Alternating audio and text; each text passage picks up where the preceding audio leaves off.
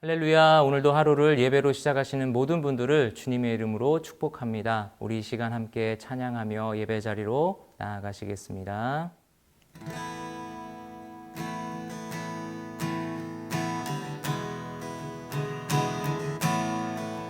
내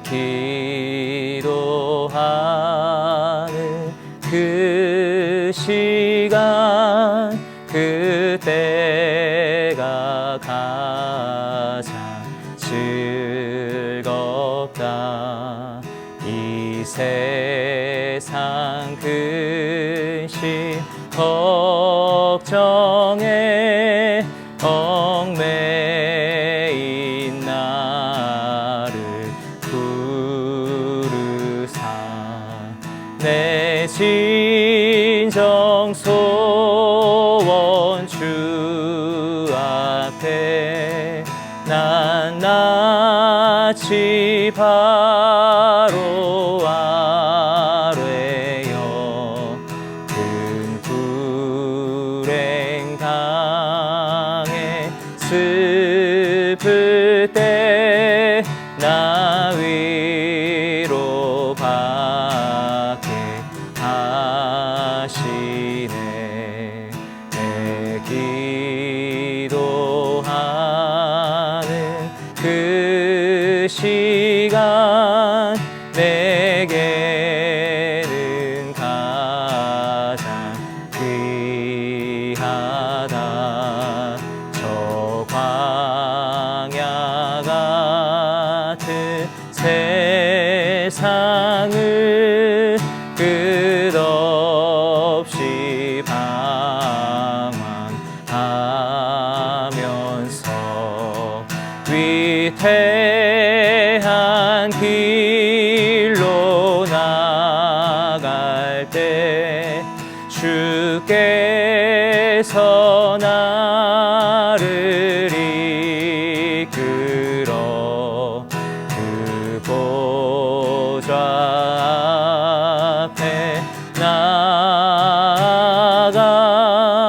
그 은혜 받게 하시네. 내 기도하는 그 시간 그때가 가장 즐겁다. 이때껏 지은 큰 죄로 내 마음 심히 아파도 참 마음으로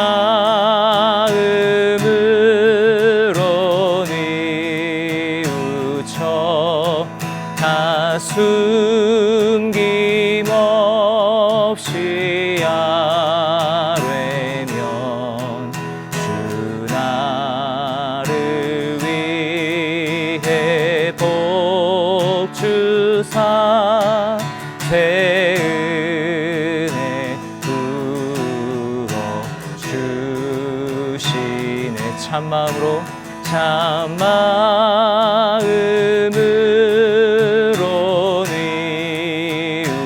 뉘우쳐 다 숨김없이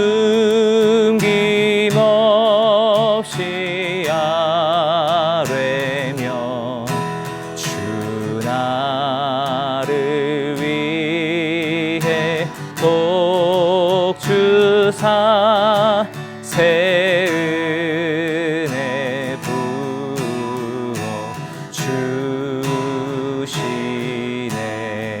주시네. 아멘. 유프라테스 강 건너편 총독 다뜨네와 스달 보스네와 그 동료들은 다리오 왕이 보낸 칙령에 따라 이를 즉시 수행했습니다. 그리하여 유다 장로들은 예언자 학개와 이또의 자손 스가랴의 예언에 힘입어 건축을 성공적으로 진행해 나갔습니다. 그들은 이스라엘 하나님의 명령에 따라 페르시아 왕 고레스, 다리오, 아닥사스다의 칙령에 따라 드디어 성전을 완공했습니다. 성전이 완공된 것은 다리오 왕 6년 아달월 3일이었습니다. 제사장들, 레위 사람들, 나머지 포로로 잡혀갔다 돌아온 사람들 등 모든 이스라엘 백성은 기쁨으로 하나님의 집 봉헌식을 거행했습니다. 그들은 하나님의 집 봉헌식을 위해 황소 100마리, 순양 200마리, 어린 양 400마리를 드리고 모든 이스라엘을 위한 속죄 제물로 이스라엘의 지파 수에 따라 순염소 12마리를 드렸습니다. 그 다음에 모세의 책에 기록된 대로 제사장을 각 분반대로 레위 사람을 그 계열대로 예루살렘의 하나님을 섬기게 했습니다. 포로로 잡혀갔다 돌아온 사람들은 첫째 달 14일의 유월절을 지켰습니다. 제사장과 레위 사람은 함께 몸을 정결하게 했고 다 정결하게 된 후에 포로로 잡혀갔던 모든 사람들을 위해 자기 형제 제사장을 위해 또 자신들을 위해 유월절 양을 잡았습니다. 그리하여 포로로 잡혀갔다 돌아온 이스라엘 백성과 스스로 이방 민족의 부정한 관습을 버리고 자기를 구별한 모든 사람이 이스라엘 하나님 여호와를 찾기 위해 유월절 음식을 먹었습니다. 그들은 또 7일 동안 기쁜 마음으로 무교절을 지켰습니다. 여호와께서 그들을 기쁘게 하셨고 또 그들에 대한 페르시아 왕의 마음을 바꿔주셔서 그가 오히려 하나님 곧 이스라엘 하나님의 집을 건축하는 데 있어 그들을 도와주게 하셨기 때문입니다. 할렐루야. 말씀으로 새로운 하루를 시작하시는 사랑하는 여러분, 주님의 이름으로 환영하고 축복합니다. 저를 따라해 보시겠습니다. 기도하면 행복합니다. 성전 봉헌식과 완전한 예배 회복이라는 제목으로 하나님 말씀 전합니다. 방금 읽은 본문의 내용이 무엇입니까? 에스라 3장부터 6장까지는 예루살렘 성전 재건에 관한 말씀을 다루고 있는데요. 예루살렘으로 올라가서 이스라엘의 하나님 여호와의 성전을 건축하라는 페르시아 왕 고레스의 명령을 따라서 예루살렘으로 귀환한 이스라엘 백성들이 성전 건축을 시작합니다. 여호와 하나님의 감동과 고레스 왕의 칙령으로 이루어진 성전 재건이지만 그 과정은 결코 순탄치만은 않았습니다. 대적자들의 오해와 방해로 16년 동안 성전 공사가 중단됐죠. 하지만 다리오 왕을 통해서 그간 멈춰있던 성전 건축이 재개되고 마침내 성전이 완공됩니다.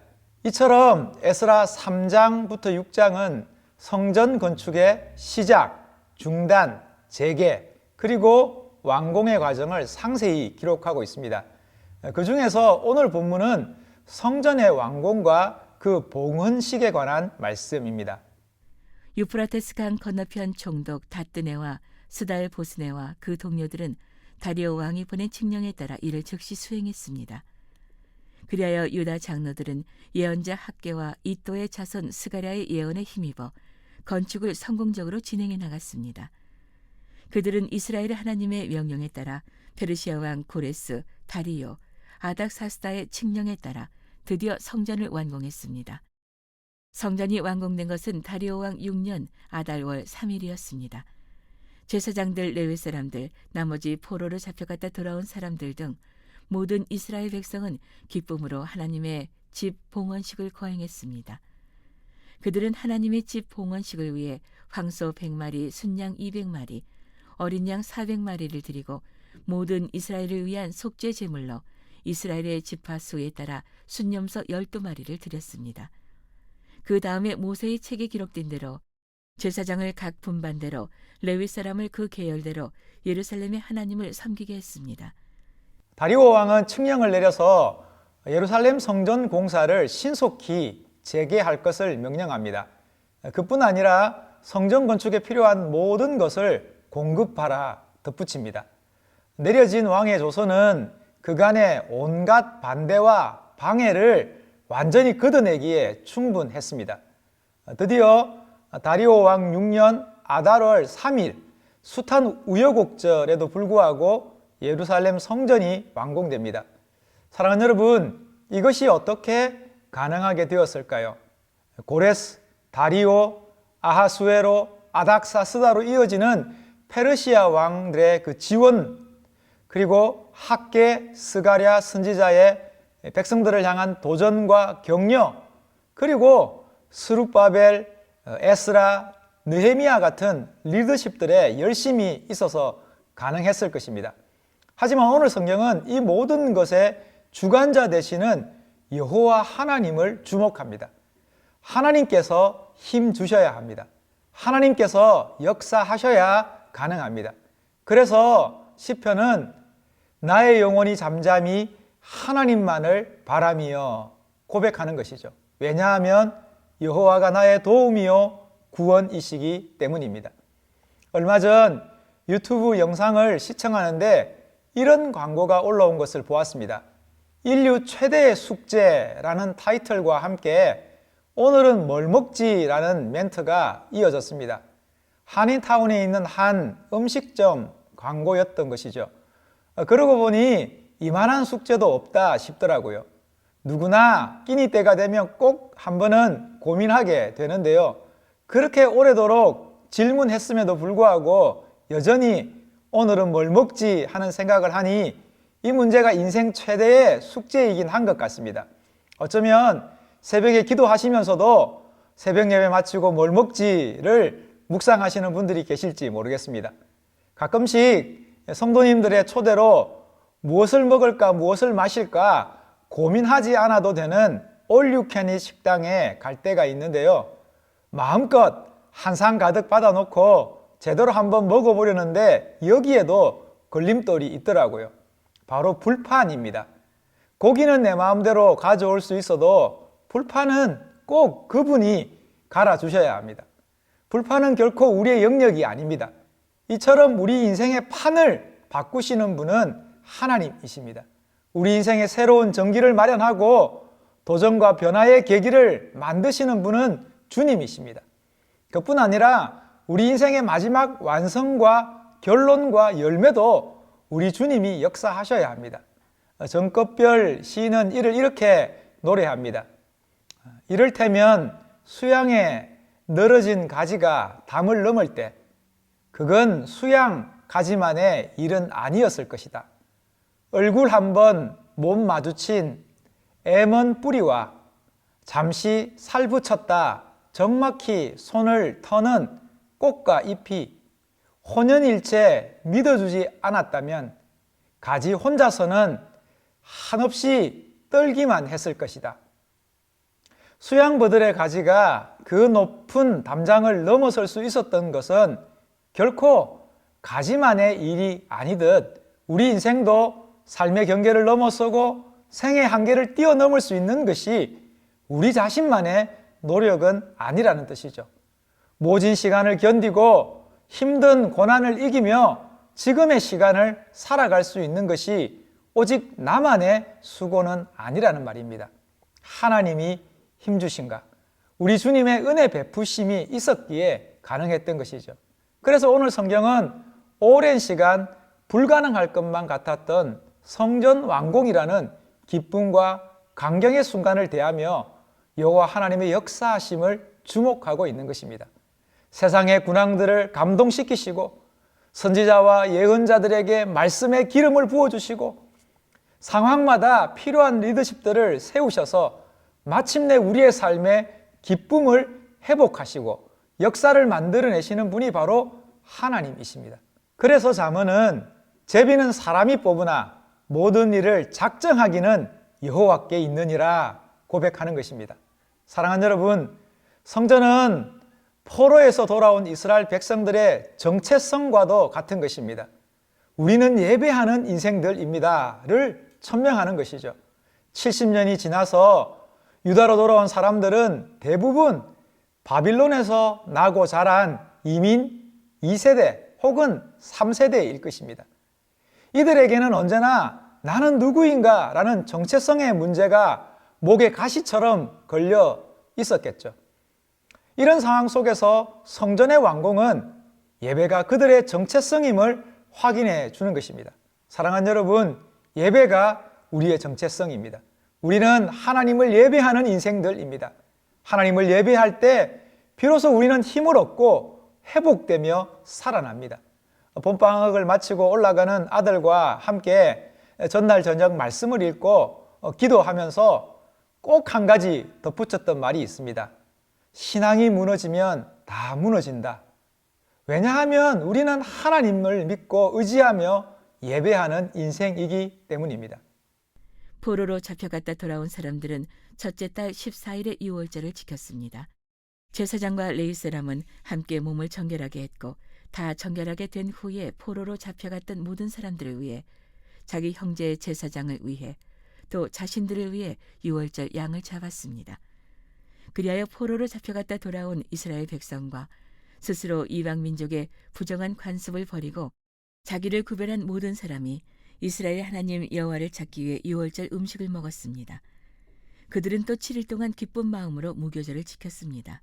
여호와께서 그들을 기쁘게 하셨고 또 그들에 대한 페르시아 왕의 마음을 바꿔주셔서 그가 오히려 하나님, 곧 이스라엘 하나님의 집을 건축하는 데 있어 그들을 도와주게 하셨기 때문입니다. 이어지는 내용이 무엇입니까? 포로에서 돌아온 이스라엘 백성들은 유월절 절기를 지킵니다. 스스로를 정결케 하고 어린 양을 잡아서 유월절 음식을 나누어 먹으며 무교절을 지킵니다. 사랑하는 여러분, 이스라엘에게 유월절은 어떤 날입니까? 애굽의 노예로 살아가던 그들이 하나님의 부르심과 이끄심을 따라서 당당한 하나님의 백성으로 첫 발을 내딛는 날이 유월절입니다. 지금 바빌론에서 돌아온 이스라엘 백성들은 성전 예배 회복과 함께 유월절 절기를 지킴으로써 새로운 하나님의 백성됨을 다시 한번 선언하고 있는 것이죠. 즉 제2의 출애굽 사건인 것이죠. 이를 통해서 그들은 하나님의 백성의 정체성을 분명히 합니다. 여기가 시작이고 출발입니다. 안도현 시인의 작품 가운데 시인으로서 자신의 정체성을 노래한 시가 있습니다. 그는 시집을 내고 받은 인세를 모아서 바다에 발이 묶인 폐성 같은 배 한 척을 사겠다 이야기합니다. 그리고 그는 그 배를 밀어 당당히 산꼭대기에 올려놓을 것이라 고백합니다. 그러면 사람들이 묻겠죠. 무엇 때문에 배를 산꼭대기로 밀고 올라가느냐고. 그때 그는 이렇게 대답하리라 설명합니다. 다 알고 있겠지만 나는 시인이거든. 내가 항해사였다면 배를 데리고 수평선을 꼴깍 넘어갔을 거야. 시인이라는 분명한 정체성이 바다가 아니라 산꼭대기로 배를 밀어 올리게 한 것이죠. 그의 고백처럼 시인은 산꼭대기에 배를 세우는 사람입니다. 저는 이 시를 읽으면서 구약 성경의 노아가 생각났습니다. 그 또한 산꼭대기에 배를 지어 올린 사람이죠. 왜냐하면 하나님의 사람이라는 그의 정체성 때문입니다. 하나님의 사람은 하나님의 말씀에 순종하는 인생입니다. 예루살렘으로 돌아온 이스라엘 백성들의 유월절 준수는 이것 분명히 하자는 뜻입니다. 우리는 하나님의 백성이며 하나님을 예배하는 인생이다 선포하고 있는 것이죠. 여기가 시작이고 출발입니다. 오늘 성경은 특별히 유월절과 무교절을 지키는 그들을 여호와께서 기쁘게 하셨다 말씀합니다. 기쁨의 근원 되시는 하나님께서 모진 세월을 살아온 그들에게 참된 기쁨을 허락하신 것이죠. 하나님이 우리를 웃게 하십니다. 마침내 우리를 기쁨과 만족으로 인도하시는 분은 여호와 하나님이십니다. 이를 다윗은 이렇게 노래합니다. 그의 노염은 잠깐이요 그의 은총은 평생이로다. 저녁에는 울음이 깃들지라도 아침에는 기쁨이 오리로다.